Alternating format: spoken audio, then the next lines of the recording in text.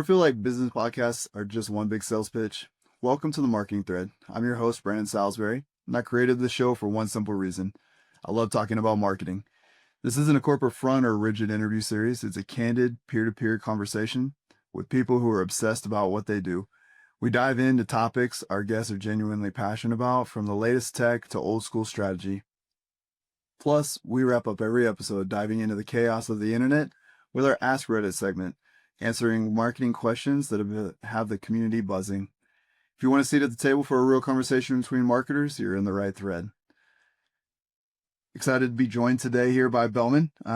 We met a few weeks ago and was really interested in some of the things that Belmin has to say and some of the techniques that he's using in marketing, and thought I'd have him on the show just to talk through some of those. So welcome to the show today, Belmin.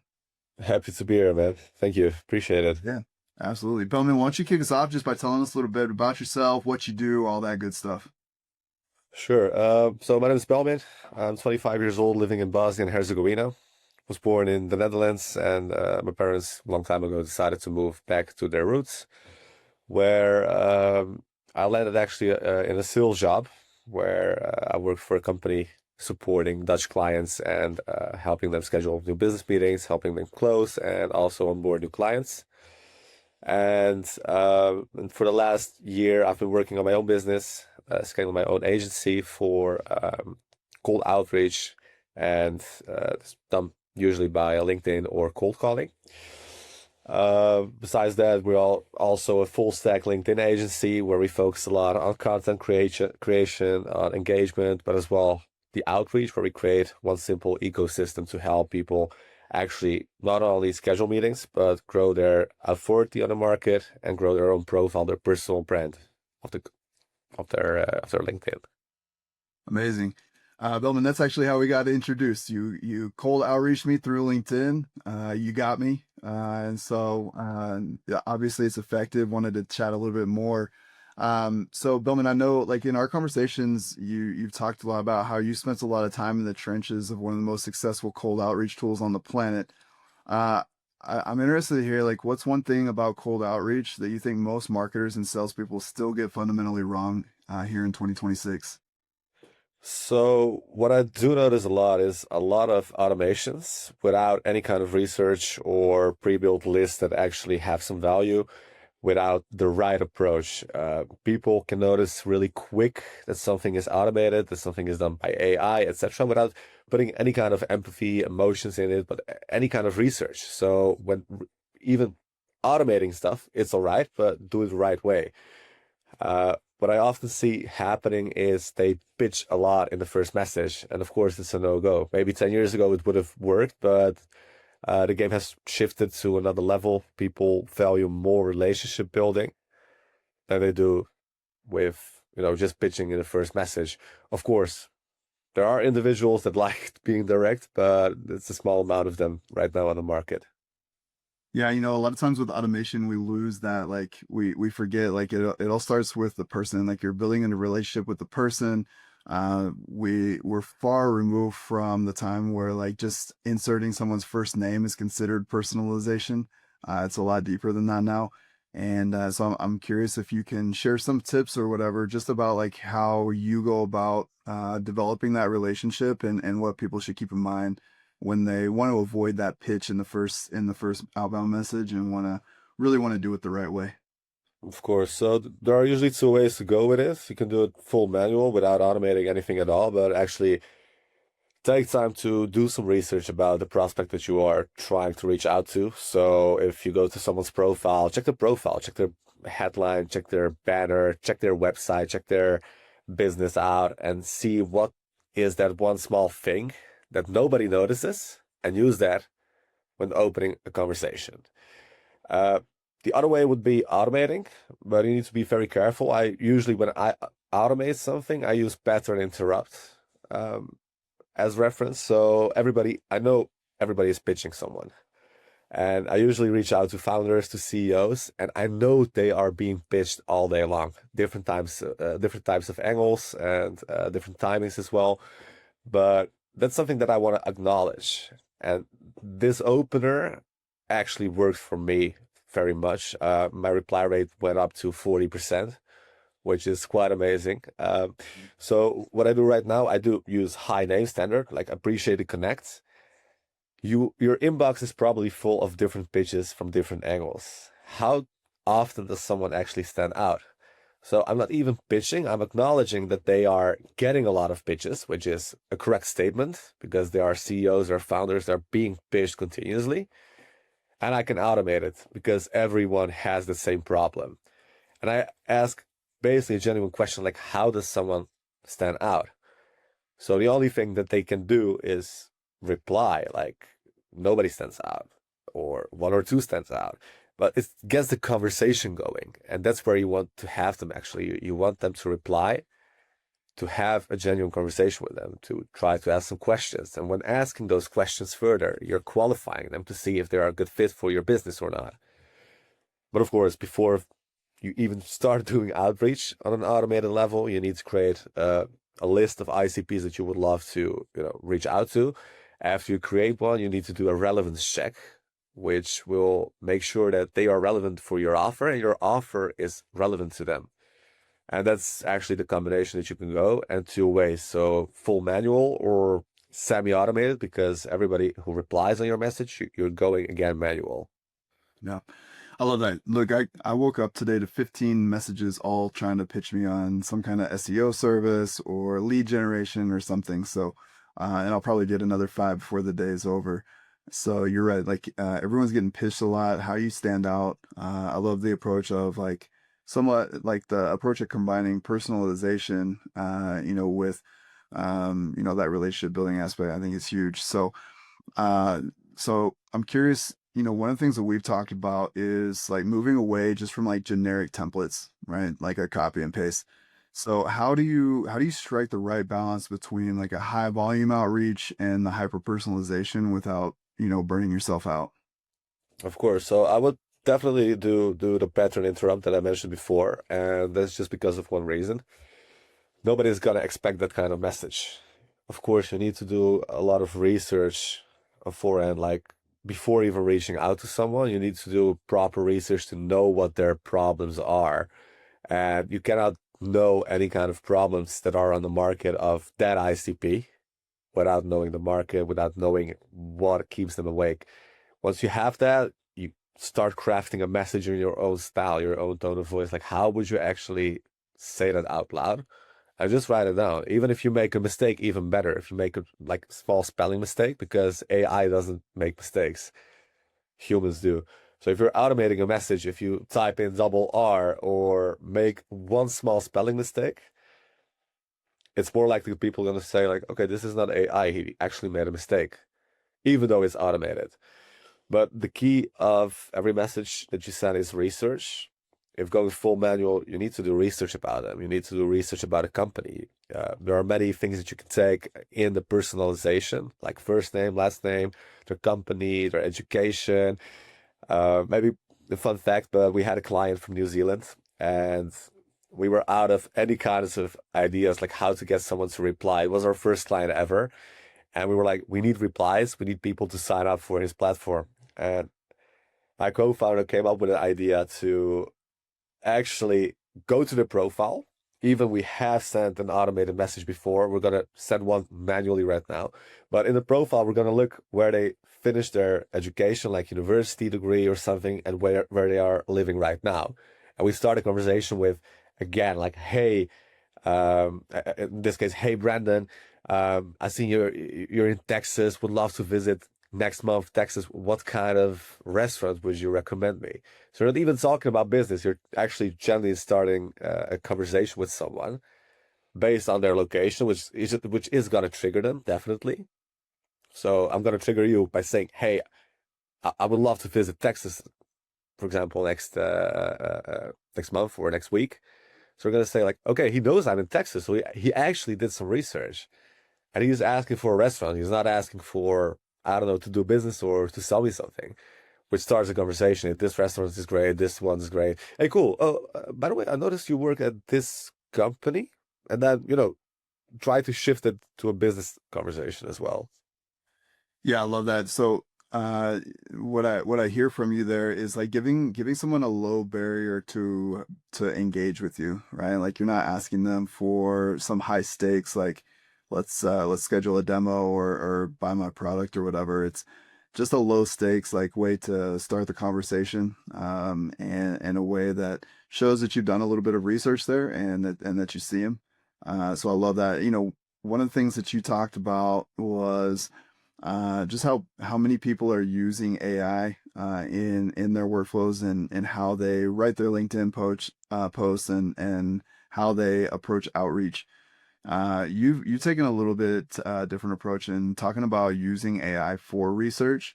You talked about in your post like making those little tweaks and maybe purposeful mistakes that show that you're human and that you're not AI. But you talk in depth about using AI for research.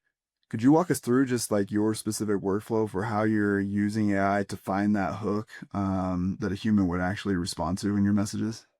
Of course. So, as mentioned, research is quite important. So, if you know your market, your target audience, if you know you have actually a view of how your ideal client profile looks like, you know who you're selling to. So, you take all that information about your ICP and go to AI and use the tools you have, like ChatGPT, Claude, or Gemini, or you name it, and then ask them questions like, what is the biggest challenge here? And turn on deep research, definitely, because it's going to research the whole market, like the internet. It's going to browse and it's coming up with the latest topics, the latest challenges that they face.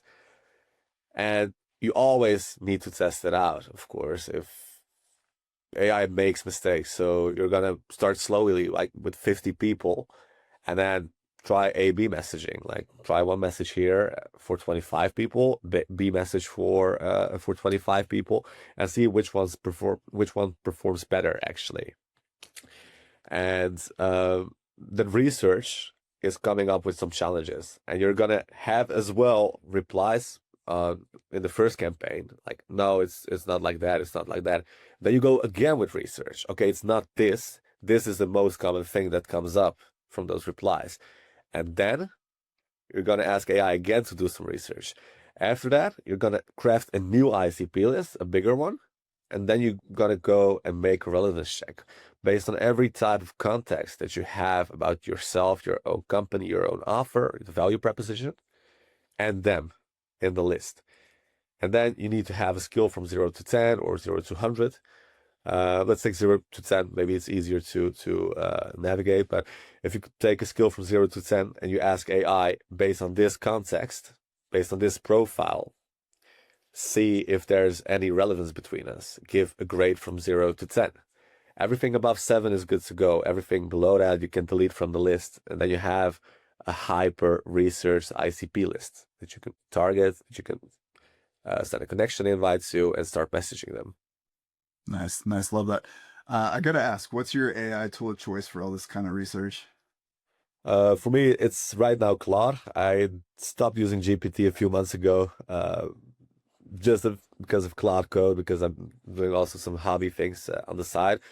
But I also do use Gemini a lot because Gemini is very, very strong and it's getting stronger. Yeah, big fan of Claude. I use Gemini a little bit as well. ChatGPT a little bit less, but big fan of Claude. All right, so I asked you about your go-to AI tool of choice. Now let's go the other direction. Let's say you had to strip away all the software you use. No more Claude, no more ChatGPT, no more Gemini, no HubSpot, no LinkedIn.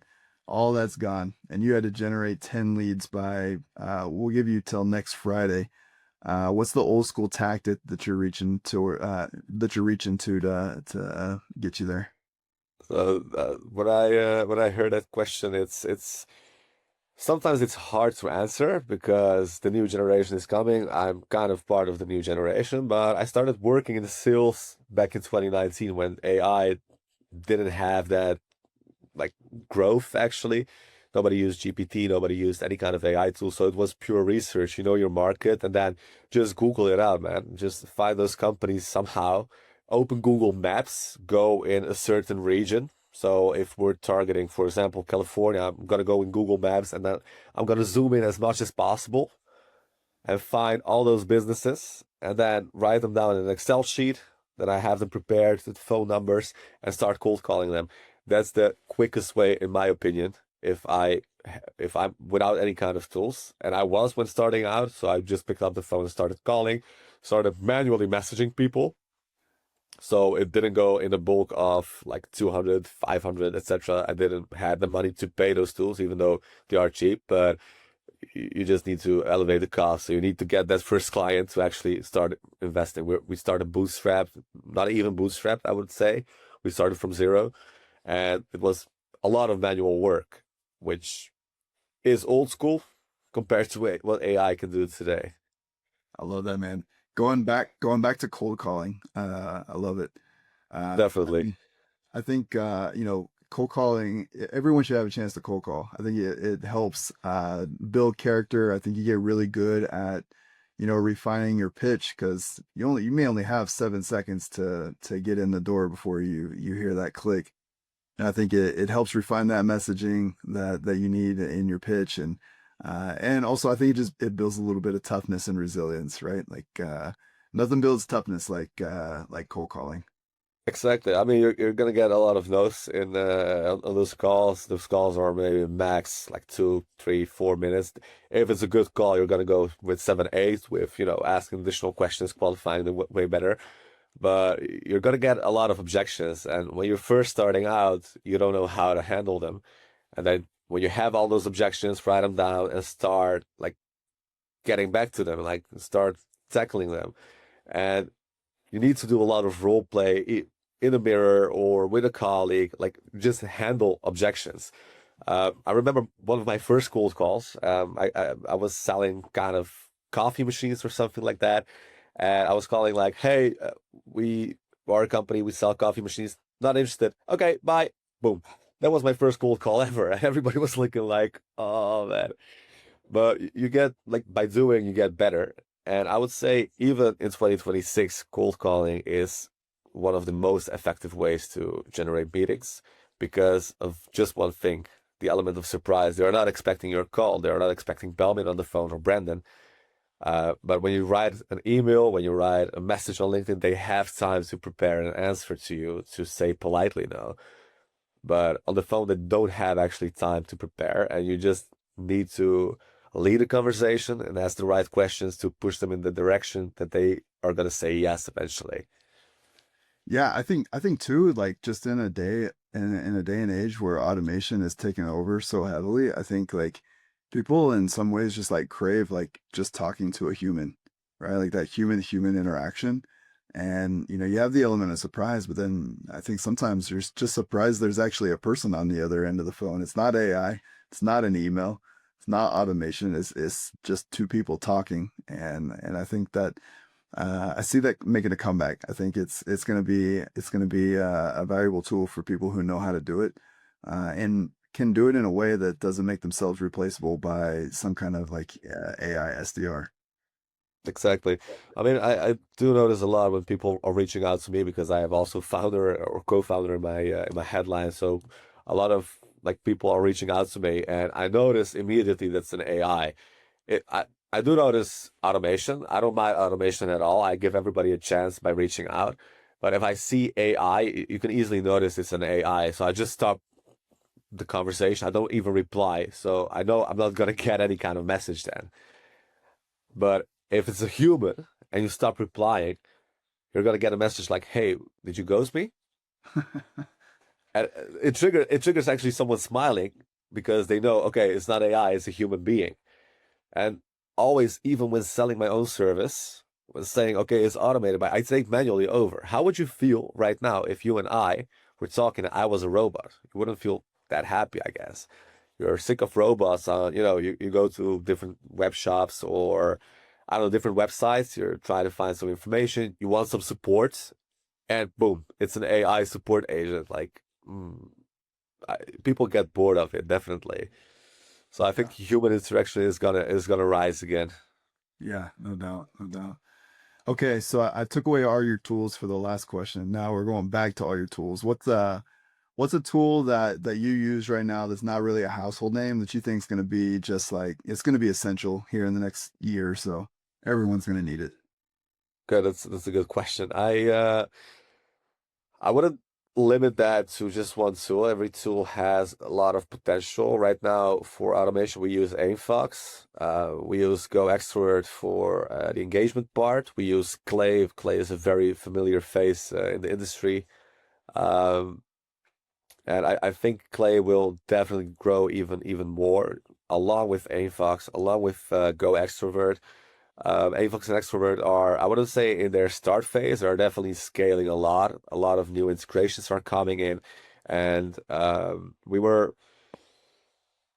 between the startup and scale up phase, we became a client of AimFox, which we are daily in touch with, giving some feedback about a platform. Like we would love to see this, love to see this. And every time a client gets through us on AimFox, because we use AimFox for our clients as well, we don't even take commission. We just give give that client to them fully because we definitely believe in their growth alongside with Extrovert. Maybe good to mention a bit about Extrovert as well. It's a tool where you can load your ICPs in, and you're gonna only see those posts of those ICPs, no other posts on your feed. And AI will generate like an auto comment, and you need to approve it or change it towards your style. With, of course, a context library, a style library, so it catches your tone of voice, the way you want to comment as well. So it's not like, hey, great post, amazing insights. It's not generic, but you're actually starting a conversations in the comments as well. So big shout out to AFOX and the Extrovert and Clay as well. Nice, nice. Love it. All right, hey, we're gonna move into to our last segment here, which is the Ask Reddit segment. What I like to do is I like to browse through Reddit and just see what marketers are talking about, asking about on Reddit, and then bring some of those comments and questions to the show where we can answer them here live. So here's the first one, and I tried to bring some in that are relevant to you, Belman. So the first one here is I'm seeing a 15% acceptance rate on my connection requests. Half the experts say you must include a note to stand out. The other half say a note makes you look like a salesman, and you should leave them blank. Belman, you live in DMs, right? Like you're sending messages. Is the LinkedIn note dead, or are people just bad at writing them? Oh, that's a good question. Like, I wouldn't say it's that, definitely. I do notice a lot that people are more likely to accept without a note because it's easier not to read anything at all. And for those who do send a note, they're probably very bad with writing them because I do notice a lot of sales words in that first note, which is a quick question, um, curious about, just curious, etc., or synergies, exploring this, exploring that. Like, stop with that sales bullshit, you know? Yeah. And it's more like try to generally make a connection. So when I do include it is when I cold call. So if I try to call someone and he doesn't pick up, or I try to get to him through the reception, which is even a better way because then you have a receptionist name. For example, you call to an XYZ company and Anna picks up. Like, hey, Anna, could you connect me with Mark? No, Mark is not available. Try by email. Okay, what's this email? You get the data that you need, and then you hang up. You go to LinkedIn, search Mark, search under the company if you don't have the last name. If you do, even better. And then when you find his LinkedIn profile, add the note like, hey, Anna told me to get in touch with you The name drop. online because, yeah, exactly. You drop her name, and Anna is familiar. It's not a company, it's basically a person that works closely with that one. But maybe not even closely, but they do know each other from the same company. And Anna told me to get in touch with you online. You were busy with something. She couldn't connect me through. Connect, and that's it. Like it's personalized. It's not selling anything. It's not exploring synergies. It's not, I'm just curious about, but genuinely saying like, hey, I did try to contact you, didn't succeed. I'm trying this way. So he's gonna see that you're putting some effort into it as well. Yeah. I think one of the biggest mistakes people make is you reach out like this happens to me all the time. There's no faster way for me to deny or ignore your connection request than if when you reach out and you try to connect with me in the note, you're trying to pitch me at the same time you're trying to connect with me. And that's the fastest way. Like if I see that, I'm like, all right, there's nothing, there's like no mutual benefit to us connecting, and that's the easiest way to ignore them. So Exactly. I would say that the second fastest thing is just sending a blank connection invite and then pitching it in first message. So it's a bit slower model to getting rejected, but at least you have someone in your connection list, definitely. yeah, no doubt. All right, here's our next one here. So the comment here is I reached out to a high level VP with what I thought was a great research message. They replied, I get 50 of these a day. Please stop wasting my time. Is there any coming back from this? And how would you flip the script on someone who calls you out for outreach before you even started the conversation? I mean, there is coming back, definitely. I had a similar reply as well. I did often get those objections in a cold call, but I use that experience into the messaging as well. Two fun stories. What was when I was reaching out to a chief cloud transformation officer within TUI. It's a very large, like touristic company.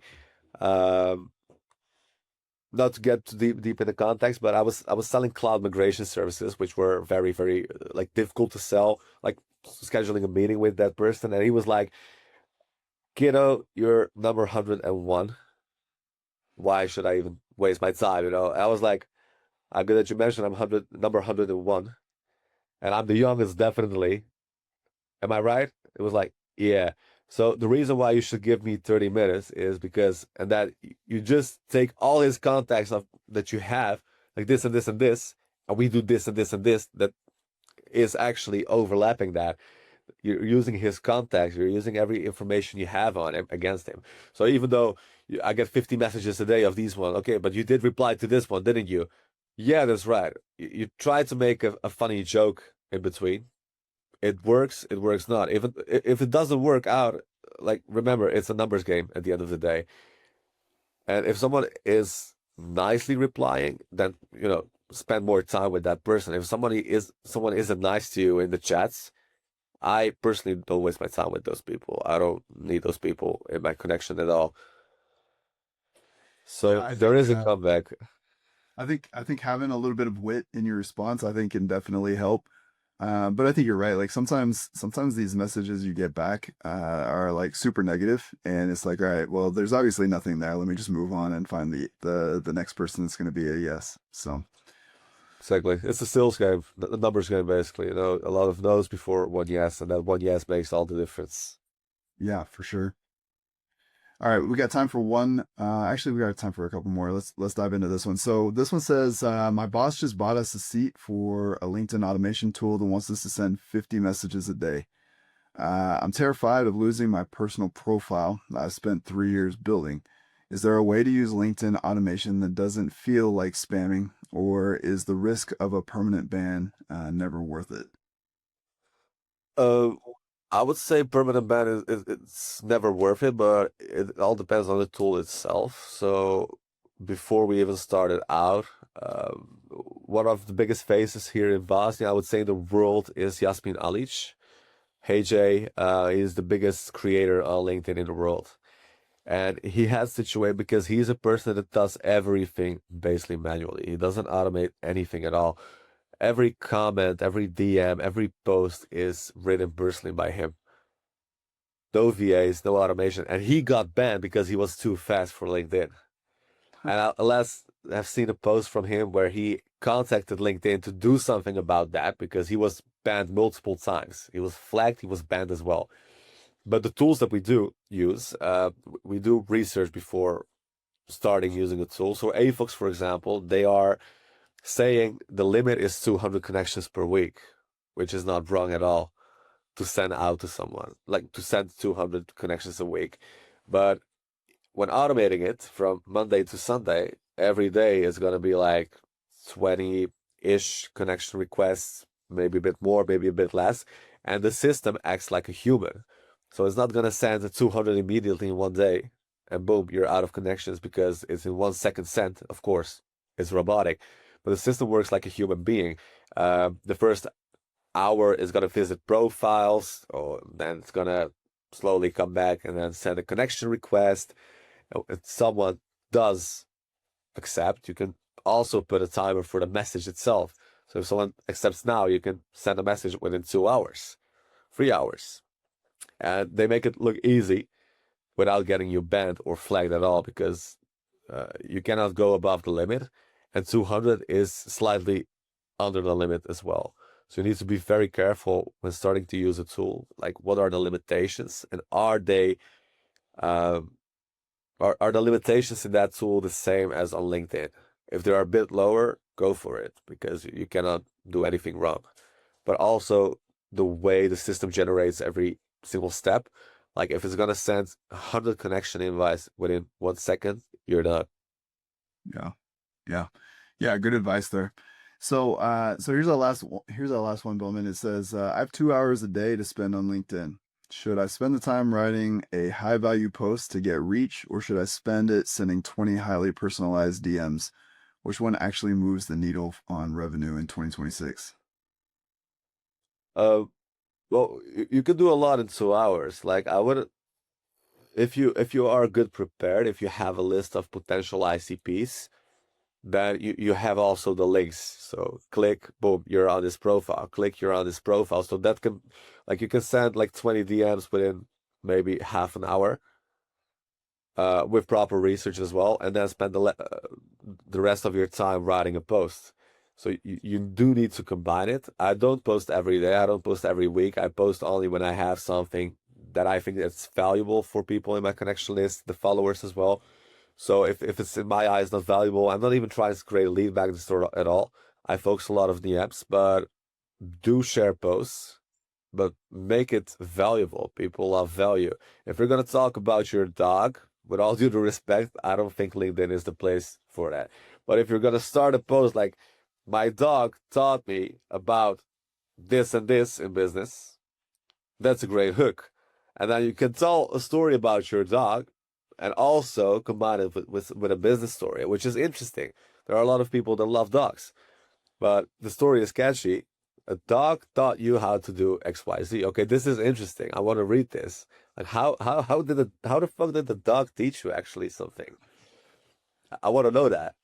So I would say a combination of both, and also include engagement as well. Even if it's 2 hours, you don't have to send 20 DMs, send 5 DMs, but make it count.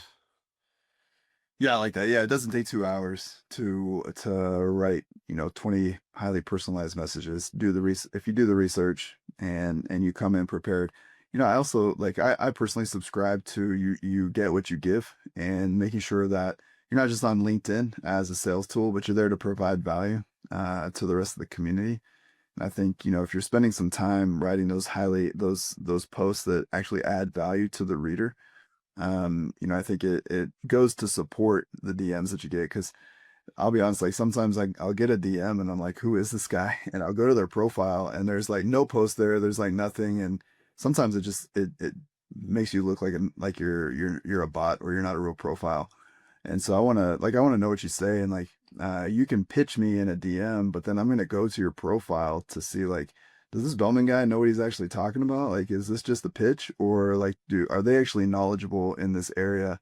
And why should I trust them to do the thing that they're pitching me on? So I think there's definitely value there, and creating some balance. And I think they support each other, when done right. So Belman, thanks for hopping on with us today. Great conversation. I hope that the listeners will, there's some nuggets there that our listeners will pull away from.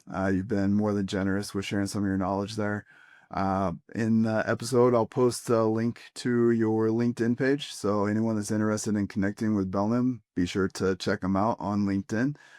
He promises to follow up with a direct message when you reach out to him. But Belman, thanks again for joining, and thanks for joining the marketing thread. Appreciate it. Glad to be here, man. And we'll stay in touch.